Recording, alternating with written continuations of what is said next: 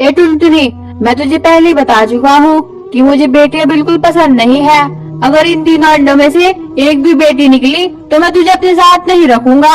इन तीनों अंडों में से बेटे ही निकलने चाहिए। देखिए जी, इन तीनों अंडों में से जो भी निकले वो भगवान की ही मर्जी होगी, इसमें मेरा कोई हाथ नहीं है। इतना बोलकर चिंटू चिड़ा वहाँ से चला जाता है। तभी उन तीनों अंडों में से 2 अंडे फूट जाते हैं और उनसे 2 बेटियां निकलती हैं। हे भगवान, ये क्या हो गया?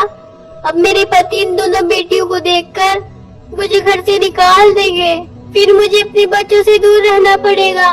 नहीं नहीं, मैं अपने बच्चों से दूर नहीं रह सकती।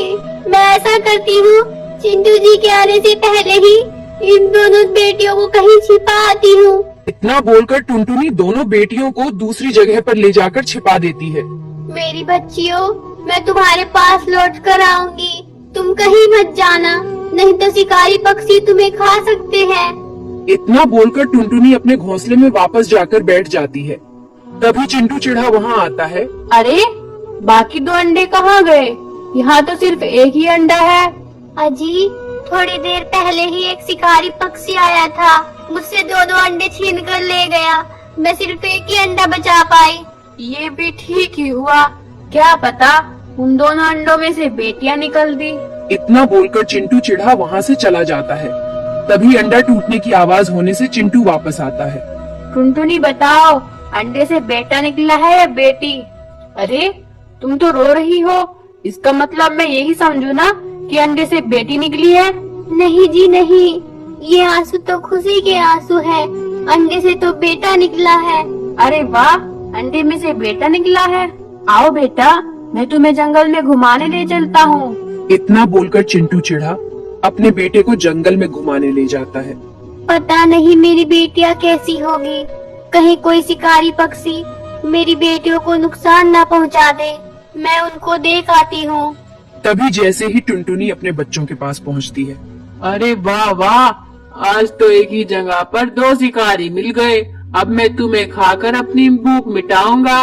खबरदार, अगर तुमने मेरे बच्चों को हाथ भी लगाया तो मुझसे बुरा कोई नहीं होगा। हा हा हा हा हा, मैं तुम्हारे सामने ही तुम्हारे बच्चों को खाऊंगा। देखता हूँ तुम मेरा क्या बिगाड़ लोगी। जैसे ही शिकारी बच्चों की तरफ बढ़ता है, टुनटुनी उसे मारने के लिए उस पर टूट पड़ती है। दोनों की लड़ाई में टुनटुनी घायल हो जाती है। फिर किसी तरह वो अपने बच्चों को बचाकर घर ले आती है। चिंटू जी, मुझे माफ करना, मैंने इन बेटियों को आपसे छिपा कर पाला है, लेकिन अपनी बेटियों को बचाने के लिए मुझे शिकारी से लड़ना पड़ा। इसके कारण मैं बहुत घायल हो चुकी हूँ। अब मेरा आखिरी समय आ गया है, आप इन दोनों बेटियों का भी ख्याल रखना। अब मैं इस दुनिया से जा रही हूँ। माँ, माँ, आप हमें छोड़कर नहीं जा सकती माँ, हम आपके बिना कैसे जिएंगे माँ। पिताजी, कुछ कीजिए ना, पिताजी, माँ को अस्पताल ले जाइए, जल्दी करिए पिताजी। तभी चिंटू चिड़ा टुनटुनी को अस्पताल ले जाता है और उसे वहीं पर भर्ती कर देता है। क्यों न मैं इस टुनटुनी को यहीं पर छोड़कर चला जाता हूँ। अगर ये बच गई तो इसके इलाज का पैसा भी मुझे ही देना पड़ेगा, इसलिए मैं यहाँ से निकल लेता हूँ। इतना बोलकर चिंटू चिड़ा टुनटुनी को अस्पताल में ही छोड़कर घर वापस आ जाता है। क्या हुआ पिताजी? माँ कहाँ है पिताजी? आप माँ को साथ क्यों नहीं लाए पिताजी? कहाँ है माँ? तुम्हारी माँ तो मर चुकी है, इसलिए मैं तुम्हारी माँ को साथ नहीं लाया। क्या हमारी माँ इस दुनिया में नहीं रही?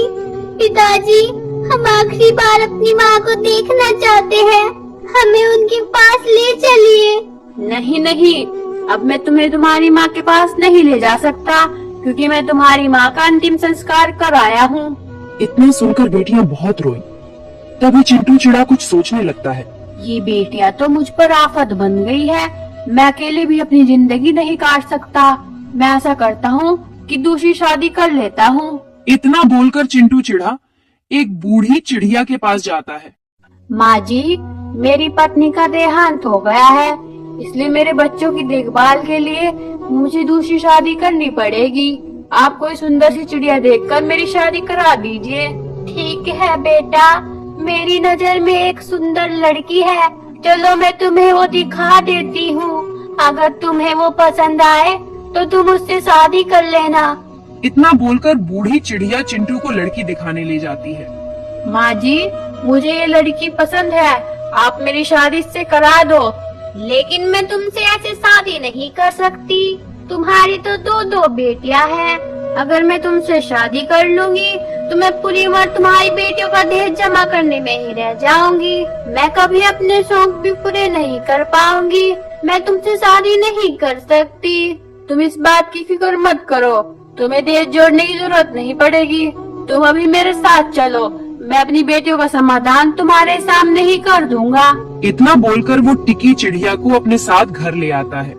बेटा चलो, तुम मेरे साथ चलो, मैं तुम्हारी नई माँ ले आया हूँ।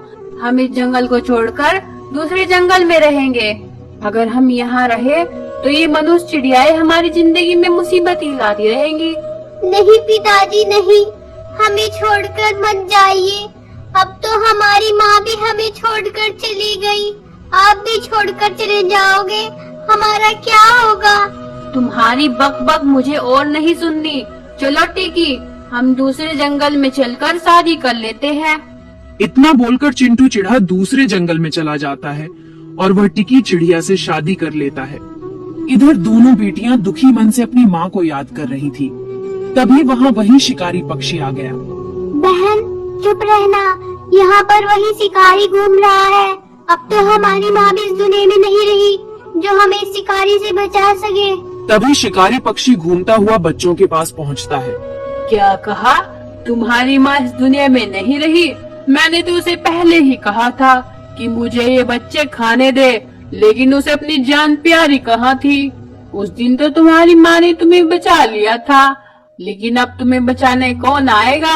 अब मैं तुम्हें खाकर ही रहूँगा। नहीं नहीं, हमारी माँ को कुछ नहीं हुआ है। हमारी माँ तो हमारे लिए दाना लेने गई है।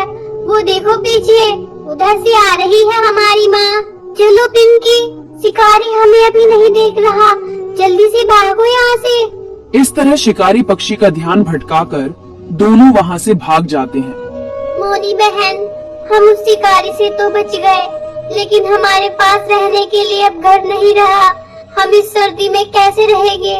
दोनों बच्चे बेचारे ठिठुरते हुए सर्दी से बचने के लिए पेड़ के पत्तों की आड़ में बैठ जाया करते थे, लेकिन इस सर्दी को वे सह नहीं पा रहे थे। मोनी बहन, लगता है ये सर्दी खत्म होने से पहले ही हम इस सर्दी से मर जाएंगे। अब तो हमारे पास हमारे माँ बाप भी नहीं है और ना ही रहने के लिए घर। रोज रोज मरने से अच्छा है कि हम एक बार ही अपनी जान दे दे। सही कहती हो बहन, शायद भगवान भी यही चाहते हैं। चलो हम किसी कुएं में कूदकर अपनी जान दे देते हैं। तभी वे दोनों कुएं के पास जाती हैं। भगवान हमें माफ करना, हम छोटी बच्चियां हैं, हम अपने माँ बाप के बगैर नहीं जी पाएंगे, इसलिए हम इस कुएं में कूदकर अपनी जान दे रहे हैं। रुको बेटी रुको, मैं तुम्हारी माँ भी जिंदा हूँ। माँ, आप जिंदा हो? इसका मतलब पिताजी ने हमसे झूठ कहा था। हाँ मेरी बच्चियों, मैं तुम्हें रोज ढूंढने जाया करती थी, लेकिन तुम मुझे कहीं नहीं मिली और आज दिखाई दी तो इस हालत में। माँ, अब आप हमें छोड़कर कभी मत जाना माँ। नहीं मेरी बच्चियों, मैं तुम्हें छोड़कर कभी नहीं जाऊंगी। चलो तुम मेरे साथ चलो। तभी टुनटुनी अपनी बेटियों को अपने साथ ले आती है और तीनों साथ में रहने लगते हैं। उधर चिंटू चिढ़ा अपनी दूसरी पत्नी के साथ रह रहा था। तभी वह बीमार पड़ गया। उसकी दूसरी पत्नी टिकी उसकी बीमारी की वजह से उससे चिढ़ने लगी। बुढ़े, शादी से पहले भी तूने कहा था कि तू मुझे बहुत खुश रखेगा।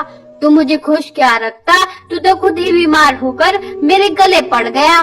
मैं जा रही हूँ दूसरी शादी करने, तू तो मेरे लिए मर गया। इतना बोलकर टिकी चिड़िया चिंटू के बेटे को लेकर उसी बूढ़ी चिड़िया के पास जाती है।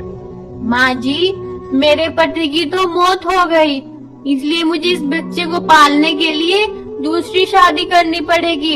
आप मेरी दूसरी शादी करा दो। बूढ़ी चिड़िया टिकी की शादी कौवे से करवा देती है। शादी के कुछ दिन बाद ही टिकी चिड़िया बीमार पड़ जाती है। अगर तू पहले से ही बीमार थी तो तूने मुझसे शादी क्यों की? मैं एक बीमार चिड़िया के साथ अपनी जिंदगी नहीं गुजार सकता। तू उस बेटे को लेकर यहाँ से निकल जा, मुझे नहीं रहना है तेरे साथ। तभी चिंटू का बेटा और टिकी दोनों जंगल में रहने लगते हैं। बेटा, मैंने तुम्हारे पिताजी को बीमारी में छोड़कर बहुत गलत किया था। मैं मरने से पहले एक बार उनसे माफी मांगना चाहती हूँ। पता नहीं पिताजी अब जिंदा भी होंगे या नहीं, वो आपको कभी माफ नहीं करेंगे। फिर भी एक बार हम उन्हें ढूंढने की कोशिश कर लेते हैं। बीमार टिकी किसी तरह चिंटू को ढूंढने के लिए निकल पड़ती है। वो बीमार होने की वजह से बार बार आराम कर रही थी। तभी वह टुनटुनी के घोंसले के पास भी आराम करने के लिए रुकी। क्या हुआ बहन, तुम बीमार लग रही हो? तभी टिकी ने उसे सारी बात बताई। टिकी जान गई थी कि चिंटू की पहली पत्नी टुनटुनी थी और टुनटुनी को भी पता चल गया था कि चिंटू ने दूसरी शादी टिकी से ही की थी। तभी सभी चिंटू को ढूंढते हुए चिंटू के पास पहुँचे। चिंटू एक पेड़ के पास उदास बैठा हुआ था। तुम लोग मुझे ढूंढते हुए यहाँ आए हो ना? मैंने तुम्हारा बहुत इंतजार किया। मैंने तुम सबके साथ बहुत बुरा किया था, मुझे माफ कर दो। आप माफी न मांगो, आपको अपनी गलती का एहसास है, यही काफी है। आप हमारे साथ चलिए, हम सब मिलकर रहेंगे।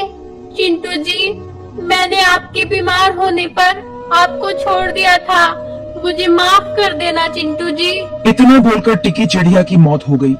फिर चिंटू चिढ़ा टुनटुनी और उनके बच्चे साथ में रहने लगे।